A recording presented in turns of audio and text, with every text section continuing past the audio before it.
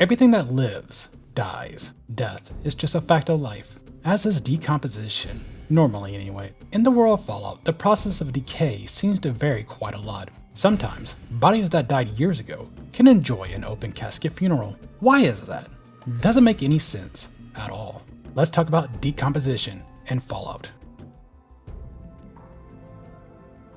So, this is a video request by Mr. Narwhal, a member of my Discord server.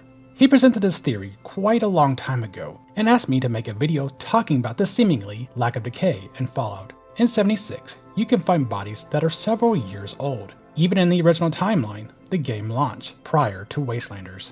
For instance, pretty much the entirety of Flatwoods is wiped out in late 2096. By the time Vault 76 opens, it's 2102. These Flatwoods carcasses are about 6 years old. And there are several other corpses that are even older. Human body decay can be much faster.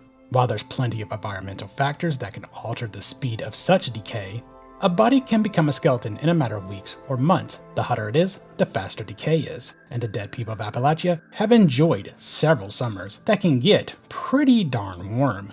Now, to clarify, it's well understood that this is merely an aesthetic choice by Bethesda. There's little rhyme or reason beyond game design that corpses that could be half a decade old can look fresh as a daisy. Still, there are potential justifications for why this is. And while this is a theory by Mr. Narwhal, I didn't plan to simply regurgitate everything he said. I wanted to look into the material myself, but we did draw similar conclusions. So, let's begin. Decomposition, or decay, is a recycling method of nature, specifically recycling the nutrition from the body of the deceased creature or even vegetation. The nutrients include nitrogen, phosphorus, and potassium. Now, there's two main groups involved in the process of decomposition, as well as a noteworthy third group. Decomposers, like bacteria, including the gut bacteria in the deceased creature, fungi, and protists, though the latter largely exist in aquatic environments. And detritivores, which are usually arthropods such as flies, crabs, and dung beetles. Also, earthworms, sea stars, and sea cucumbers, which aren't arthropods. The differences between these groups is the way they break down organic matter. While decomposers absorb organic material directly, detritivores break down organic matter through ingestion. With the differences in mind, there's also scavengers. While they aren't often thought about as much in terms of decomposition, they do play an important role.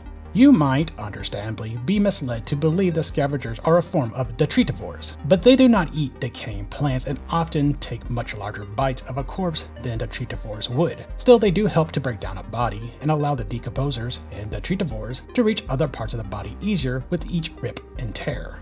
These three groups break down a body over time. As said earlier, environmental factors can speed up or slow down the process. For instance, again, hotter environments increase the rate of decay because bacteria grows faster in a warm environment. The opposite is true for cold temperatures, which is why meat stays fresh longer in the fridge than on your counter. Water can also slow down decomposition while humidity can speed it up. What about heavily irradiated areas? This is where we get into the theory. The idea is that nuclear war, leaving the environment understandably pretty irradiated, has killed off a lot of bacteria in the human gut, as well as the fungi and bugs that would break down the body, and even quite a few scavengers that would eat the dead. The resulting process is a significant reduction in decay and the heavily extended shelf life of a human body. The thing is, it's not completely crazy. Rather, there is some real-world evidence that hosts a seed of truth to this. Gamma rays do, in fact, kill a number of bacteria and other microbes, as well as cells. For instance, in extreme cases where radiation therapy is deemed medically necessary, it's been used to kill off negative ones, such as malignant cells, though it also has been known to negatively impact the good bacteria in the gut. On a more positive note, irradiating food with gamma rays is also a common practice to extend the shelf life of foods by killing off bacteria that would induce spoilage, and is a method to sterilize food. Many government offices across the globe view this as a safe practice. But these are controlled examples, medical and food production facilities. The best example for the real world probably would come from the aftermath of the 1986 nuclear disaster of Chernobyl, where a nuclear power plant experienced an explosion and released a significant amount of radiation into the environment. The red forest that surrounds the site has many dead trees, those that died 15 to 20 years ago. However, despite that long time, they do not show nearly the same level of decay as they should. This prompted a research team to run an experiment. They gathered leaves from a non-irradiated site, being sure to not include bugs, put them inside pantyhose-lined bags, and set several sacks around sites that weren't irradiated and those within the irradiated spot. They waited a year and returned. The leaves that were placed in the non-irradiated sites showed more decay than the ones that were in the irradiated zone. This suggests that even after all this time, decomposers do not survive nearly as well in radiation.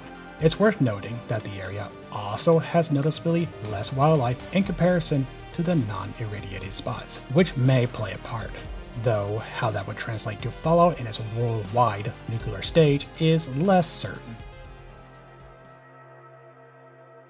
So, this theory does have a base in truth backing, but it's one that requires you to heavily exaggerate the truth. Would a nuclear war in real life preserve bodies for 5 or 6 years in the open air of West Virginia and allow you to eat 200-year-old foods with only mild effects?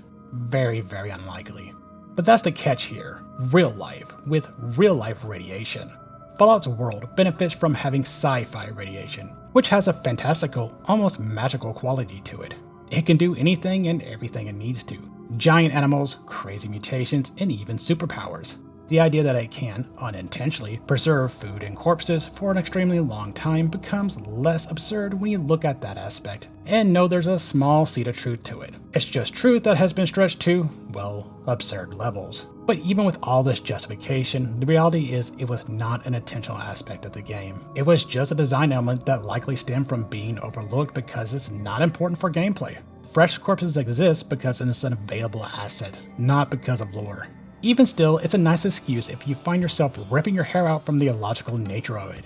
And if you want to look more into it, you can visit my server and check out Mr. Narwhal's theories and findings located in the video suggestion area. He gets a lot more elaborate than I do. Or if it strikes your fancy, post your own video suggestion, if you have one. And a special thanks to my channel members, especially my members, thrice-over members, like that crazy game developer and Danny McPhee. If you'd like to support me and join as well, I'd be more than happy. Otherwise, like, share, subscribe, all that typical YouTube stuff. Thank you. Have a good one.